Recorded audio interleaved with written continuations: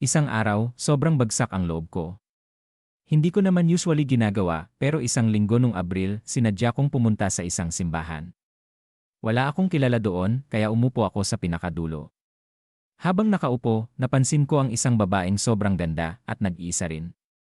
Ang hindi ko alam, first time din pala niyang pumasok sa simbahan, naghahanap ng kaunting pahinga o takas mula sa pinagdadaanan din niya. Inabot ng ilang linggo bago ko nalakasan ang loob na kausapin siya. Pero noong kinausap ko na siya, parang may kuryente, agad kaming nag-click. Nagkapalagayang loob kami agad, halos araw-araw na kaming nagkakausap, aminado kaming pareho, hindi talaga namin usually na pumupunta sa simbahan. Pareho lang pala kaming may krisis at naghahanap ng takas at makakausap. Unang beses naming lumabas, nalaman ko agad kumakanta pala siya.